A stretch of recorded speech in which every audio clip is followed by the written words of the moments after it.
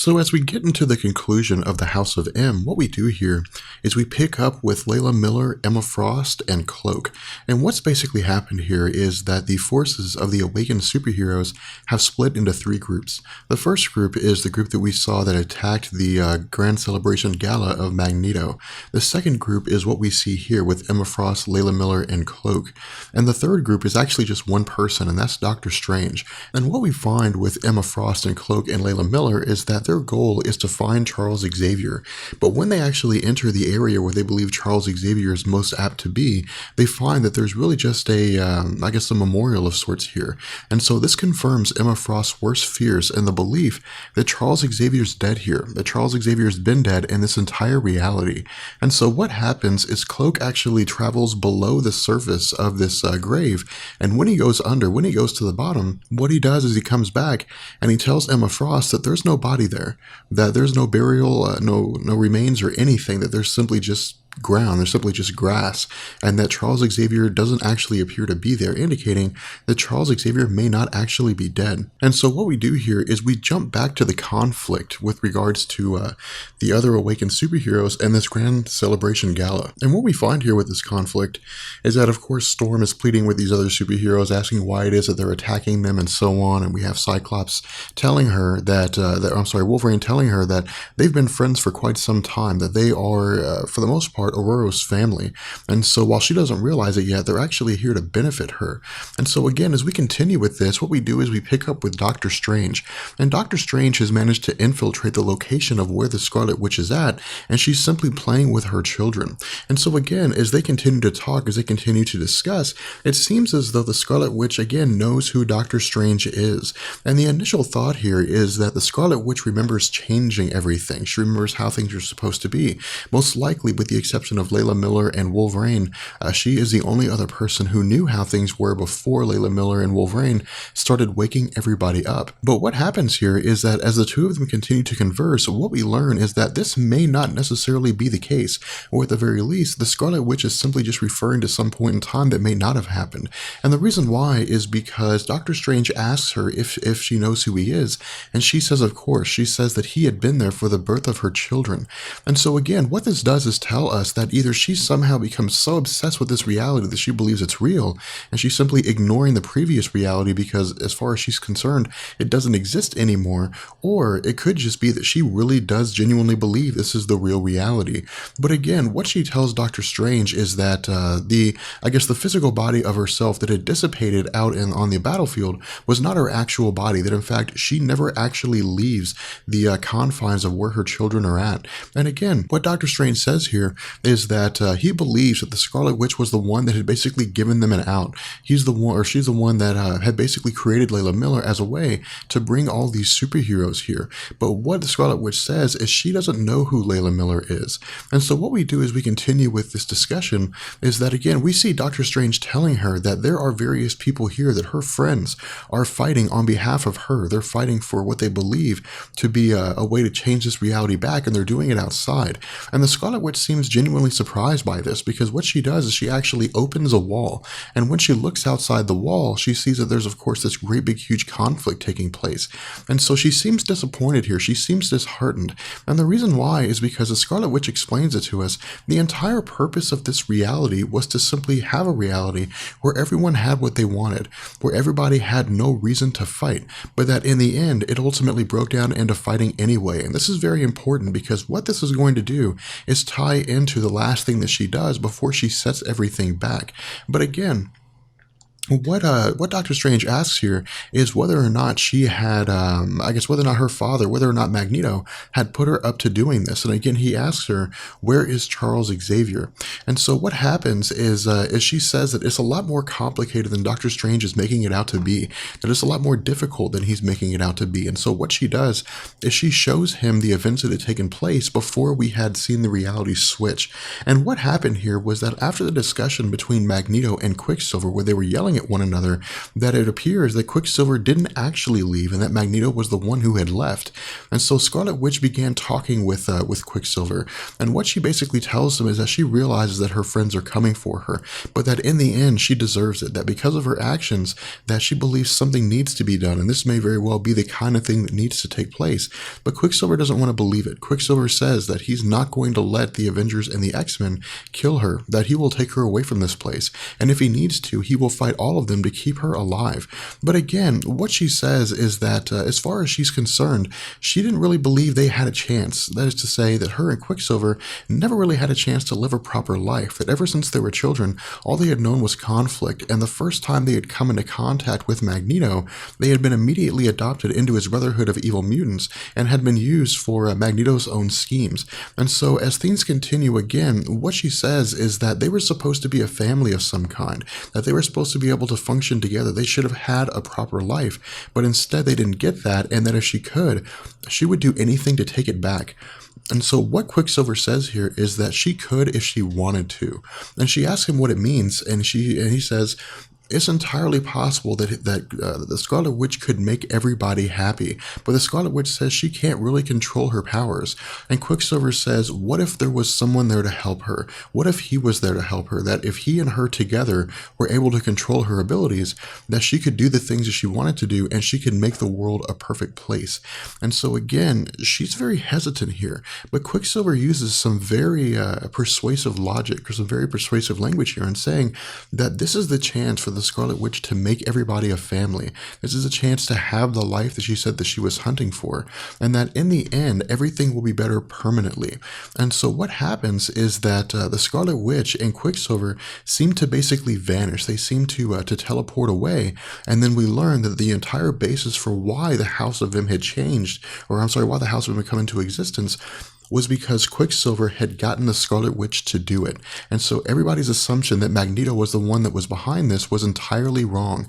And so again, what we do is we see that Doctor Strange contacts Emma Frost and asks Emma Frost if she understands or she's heard what's going on here, if she's been able to pick up this information using her telepathic link.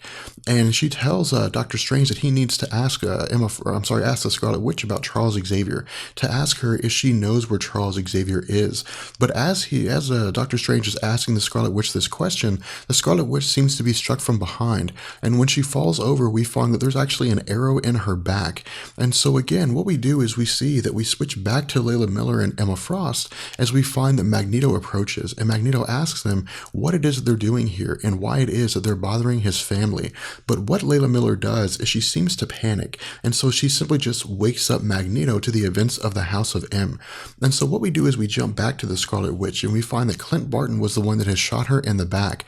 And Clint Barton is very, very angry here. And the reason why is because when Wolverine had met up with Luke Cage and his forces, he had told Clint Barton, had told Hawkeye that he had been killed in the normal continuity and that the Scarlet Witch had been the one to do it. And so Clint Barton had basically lost his sanity here. He couldn't cope with the fact that if things had gone back to normal, that he would go back to being dead. But even more so than that, that the Scarlet Witch had betrayed him, that a friend had basically killed him. And so what seems to happen is that one of her children gets very, very angry here. And it seems, at least initially, that maybe her child is the one that attacks Hawkeye and basically begins to disintegrate Hawkeye or to eliminate Hawkeye entirely from this reality. But what we find is that the Scarlet Witch is talking with Doctor Strange, and she says she didn't mean to do it, that he was so mad at her and that she just wanted to protect her children, basically acting out of instinct here. And so again, the Scarlet Witch begins to continue to break down, continuing to say that she can't really control any of her power here.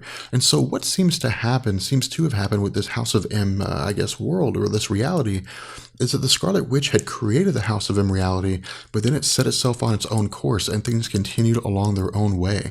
And so what happens is we jump back to the conflict outside where Quicksilver seems to be actually overpowering all these different superheroes. He's able to move so fast that he can basically take them all off guard here. But then suddenly we see that Magneto appears, and Magneto is in a right state here. And the reason why is because now that he's been woken up with regards to the whole House of M continuity, basically, he's become aware of the fact that Quicksilver was the one that had got the Scarlet Witch to change everything, and that as far as he's concerned, it had been done in his name. And so again, the two continue to argue back and forth. Quicksilver and Magneto continue to yell. Quicksilver says that they were going to kill her, that Magneto was going to let it happen. But Magneto says that Quicksilver was going to, that he had basically used the Scarlet Witch, and he had used Magneto, and he had done it in his name. And so again, what happens here is Magneto freaks out and in a completely enraged state, and he takes a giant piece of metal and smashes Quicksilver with it, basically killing him.